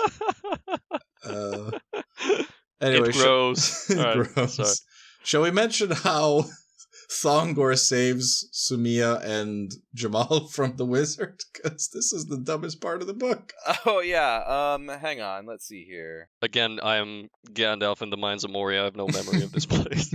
A slight bit of notes, actually, before we get there. Oh, Yeah. no.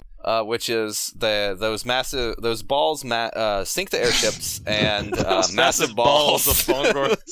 Yes, and a massive battle erupts on the plains, and so then the fighting's desperate for the Black Dragons and their allied troops, and it has them like, they don't have cavalry, they don't have artillery, they just have soldiers and archers, and so it kind of like gives you like a Last Stand, like Battle of the Alamo type of vibe, but I don't care about any of the people that are fighting, so I don't care. Yeah. No, if I'd had the Vietnam parallels already, I would have probably written the Black Dragons and the Last Stand at Khe Sanh at this point. And so then it goes back to Thongor, because Thongor is tied up there, and they're going to execute him. And then the Jebel savages freak out because they see Zan or whatever in the airship, and they take it as a sign that they're not supposed to kill their chieftain. And then they like revolt against the shaman, and then Thongor uses his mighty thews to get out of his chains or bindings or whatever. Yeah, whatever. I can't remember what they were. Dear listener, you may think we are saying this just for a joke. No, that is literally how he escapes. Yes. Yeah, actually, every time he's ever escaped in these books, he just breaks whatever is holding him. Yep, he flexes his mighty thews and breaks whatever it is that's holding him. And so then the anchor rope is still hanging because Zan clearly doesn't really know what he's doing on the airships because he's already crashed one. And so I guess it's just dragging. And so Thongor just crawls up it, or climbs up it. And he gets on there and he starts fighting the guy, and then the guy stumbles and falls off and dies. So Thongor doesn't even kill this major villain. Yep. That wanted to abduct his woman and child. So yeah, Xandar Zan, who is the most competent assassin in all of Lemuria, botches the assassination attempt, doesn't manage to abduct the child, which was the main important part of his mission, crashes the fucking ship that he tried to escape on, falls to his death like a dumbass. This was the worst villain I have read in a very long time.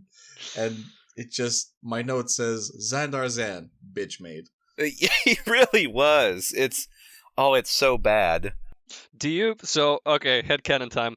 So, do you guys right, brace yourselves. So Lynn Carter was writing the third book, and it didn't have anything to do with assassinations or anything.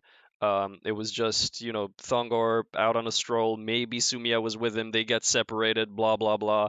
And then he got to a point where he needed an ex machina and didn't have one, so he just made up Xandar Zan on the spot and did the whole original assassination thing just to have him swoop in on the boat, because he didn't have anyone to swoop in on the boat to get him out of the predicament.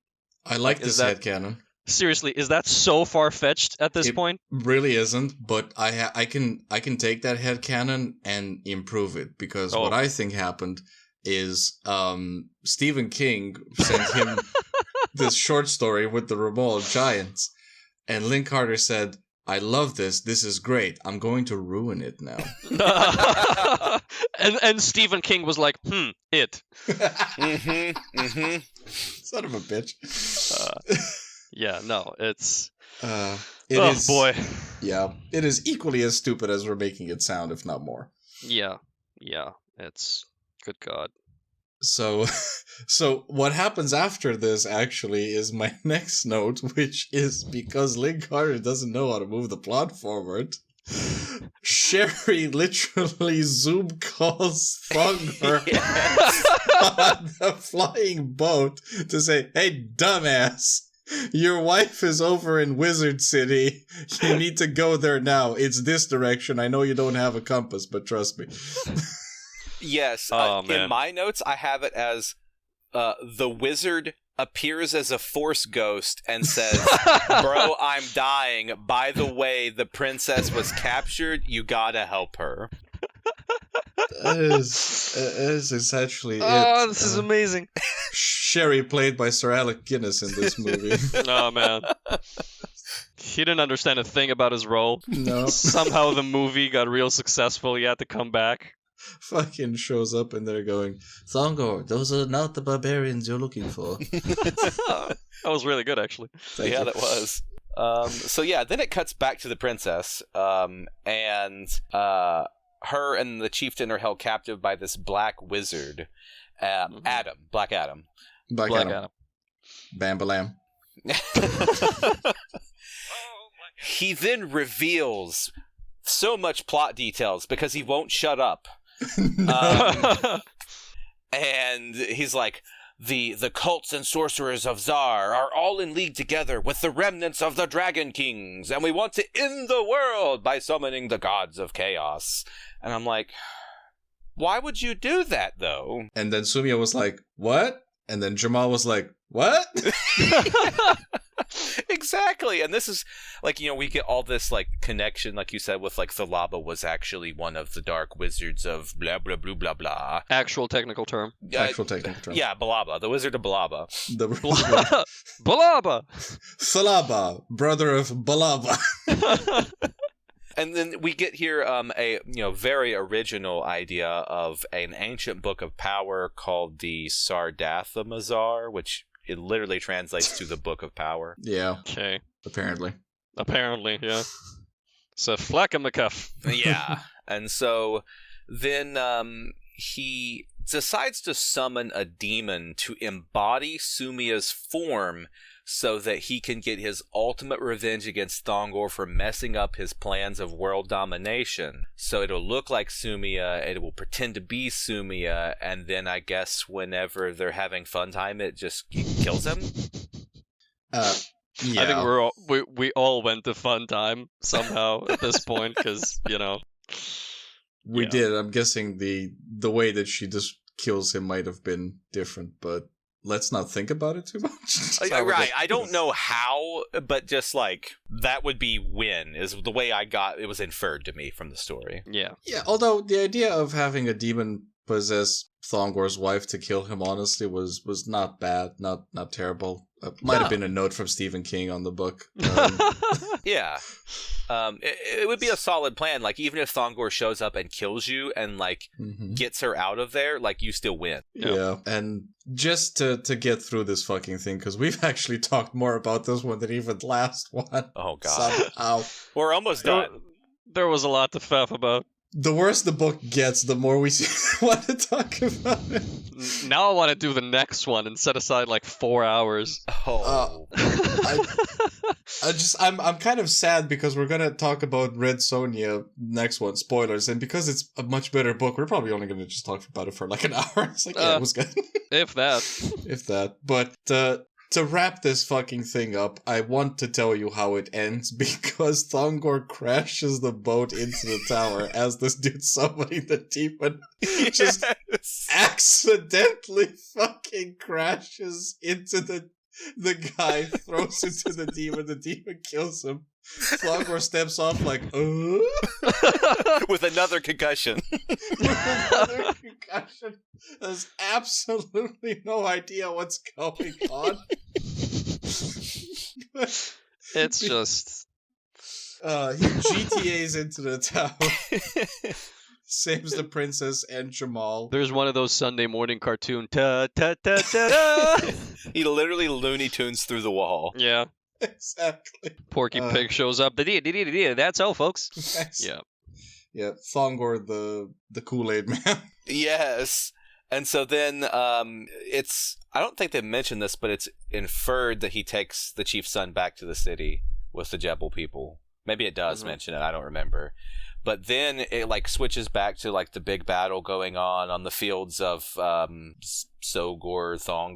Kaysan. We've established it's Kaysan. Yeah. Kaysan, yeah. And then they show up in one boat with the whole boat is packed full of these giants. I had that note as well. And then they show up and they just obliterate the bad guy forces and presumably sack and burn the whole city. As you do.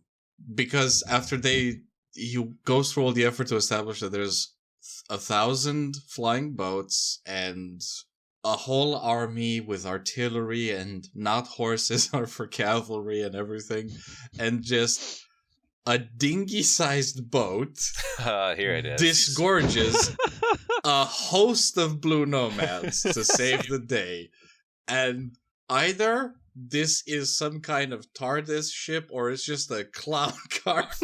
I mean, did they, because in fairness, he mentioned the size of the prototype, not the size of these ones. Fair. So I don't think, because they could have made it bigger. You're right. They were in the think tank and they saw the concept and the drawings and things, and the Thongor walks in and like, all right, what are we doing? And they're showing the stuff and he's like, yeah, make it bigger. And then he goes out. That's his, his input on the project. So they made it bigger. I mean, okay, that's fine. That could have been big. headcanon works. Not Thank that they mentioned it in the No, actual... it's, you gotta add in some creative thinking. Well, Yeah, Lynn Carter exactly. doesn't mention things. Lynn No. Carter also doesn't do creative thinking. No. So Lynn Carter should not have been writing books. Yeah. But anyway, Jamal pissed kills everybody. Jamal pissed kills everyone. Yeah, my final line of this is, and they show up and fuck shit up and win. Like, that's the end of my notes on that. That would have been a Because- better ending to the book. That's Like, basically what's Literally writing that would have been a better ending to the book. happening. I have to walk back a few things because I just realized that this book came out in 1967, right? Yeah. So the Battle of Kaysan took place in 1968, in fact. So I'm actually because the one that I was thinking about is actually the one from We Were Soldiers, which is the Battle of Yadrang. I'm not opposed to the idea that Lynn Carter saw this in the news and thought, I'm gonna write this into a book. Yeah. Which is fine. Could have been. Honestly, the Vietnam parallels might not be an unintentional bit of humor that we added. That might have been actually intended. There you go. So Lynn Carter's writing process was he watched the news, saw the war in Vietnam, did cocaine with Stephen King, and had Stephen King slightly edit certain portions of the books to make them readable. Quote unquote slightly. Slightly. Yeah, yes. He's uncredited, of course. Yeah, exactly. Of course. Exactly. Fuck's sake. Yeah. So, what do we think of this fucking book? Good. I think it's, evident what we think of this fucking book and series. So in my perusals of the online, I did find some more tidbits. There was an article from 2005 on Dark Worlds Quarterly on Thongor of Lemuria, and I found out that Pirates of Tarakas was a reboot that Carter was trying. Mhm. And he had over a dozen more books planned, and Thongor's adventures would have seen him battle the winged men of Zand, returning to his northern homeland and the deserts of Dalok, the Fire Kingdom, fight Ghost Kings, Beastmen, and venture into the Isle of Monsters.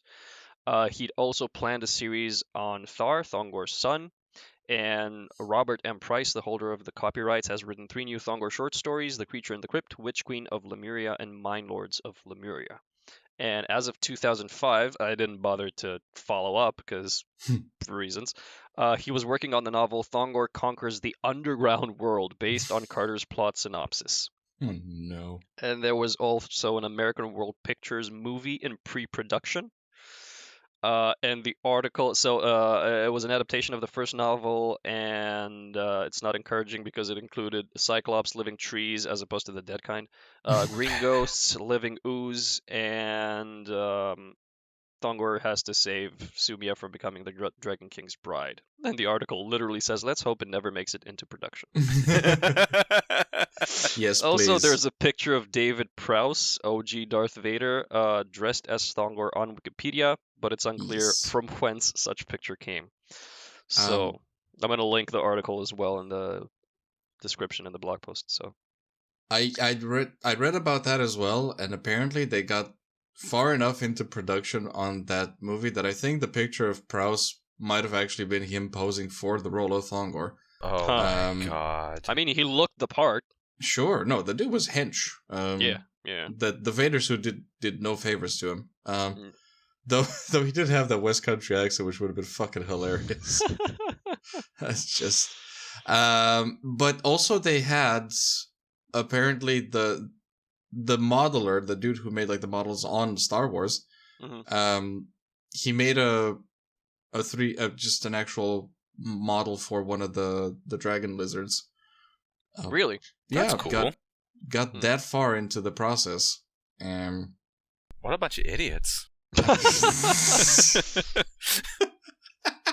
Why They would didn't- you make this movie? They didn't know no better.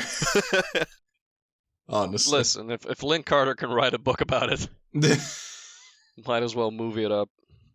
Yeah, because, there are interesting, possibly accidentally interesting ideas to be had in this book. It could be a world, and all of it I would credit to the fact that it's just a pastiche of Conan. Because everything in this book that's mildly entertaining is directly lifted from better books. Oh, yeah. Easily. Well, speaking of pastiches. Oh, no. Ah. So, we mentioned a few times that there are pastiches of these Thongor stories written by Robert M. Price, who owns like the rights to it or whatever now. Mhm. And also Adrian Cole has written some too. So there is a collection of short stories called Young Thongor, which I own, unfortunately. Because now I don't want to read them. And Lynn Carter, Adrian Cole, and Robert M. Price are all credited on it. And here's the book's overview. And it is that Lynn Carter's greatest creation, the barbarian swordsman of Thongor of Lemuria, returns in his first new book in more than 20 years. Young Thongor collects Carter's short stories about Thongor's earliest adventures. Drawing on Robert E. Howard's Conan the Barbarian and Edgar Rice Burroughs' John Carter of Mars, Lynn Carter has created an enduring new character sure to please all who treasure sword and sorcery in the classic vein. No, it isn't. If Lynn Carter's greatest creation is Thongor of Lemuria, ooh. Ooh, buddy. Oh, boy. This is not the flex you thought it was. And then No. there's another one. Oh, and another one. pastiche, which is Another one. only by Robert M. Price, and it is called The Sword of Thongor. Oh. But why?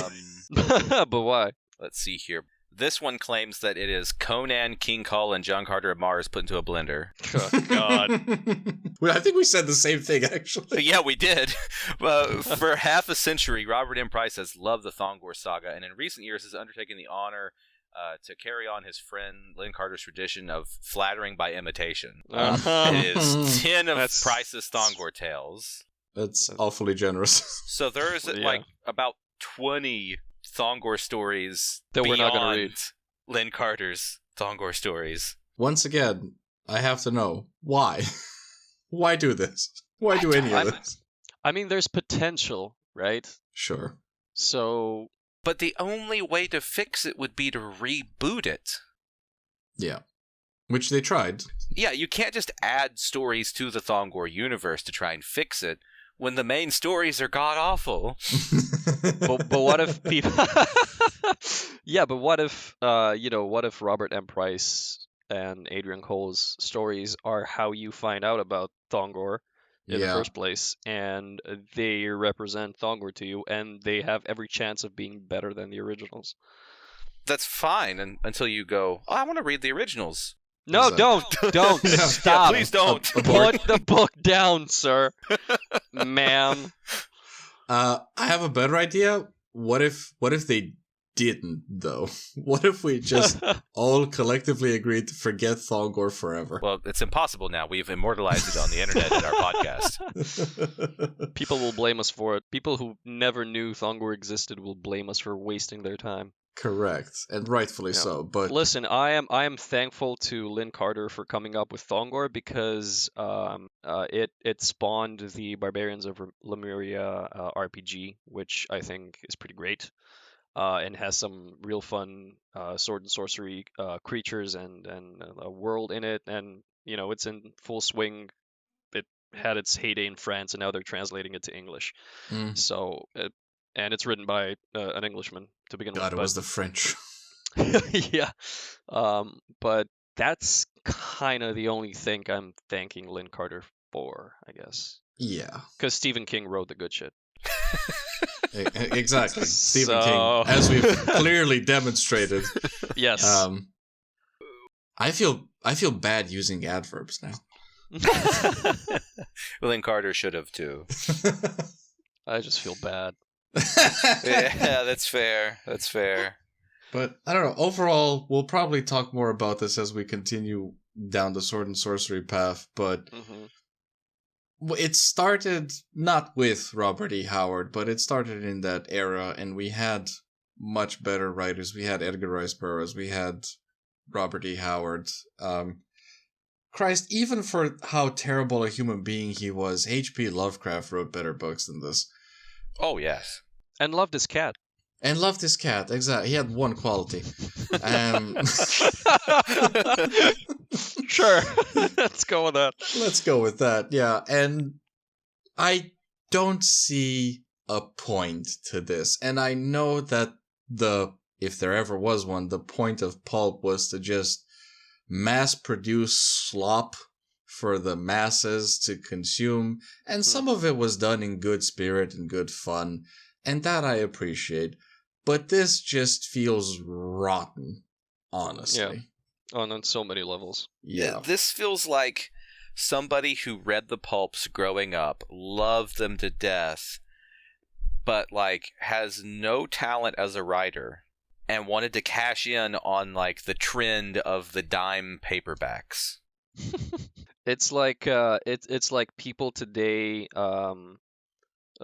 game publishers, regurgitating the same type of game based on Lovecraft and Cthulhu, but also distancing themselves from he was awful, but we're gonna make money off him. Yeah, exactly. Yeah. It's kind of in the same vein, but some of these games are fun, as opposed to the Thongor books we've read. But well, the best thing that has came out of these three things is the fact this podcast. Yes, that we've rebooted the the long dormant. Podcast. It's been 20 years since the last. Yes, much like the camaraderie after the Battle of Yadrang. Here we are. Thongored out. Thongored out. Thongored out and food. If concussion by proxy were a thing, we now have it. Oh, yes. This book will give you a whiplash. Yeah. Anyway, that's all I had. Yeah, but next time we'll be discussing a much, much, much better book.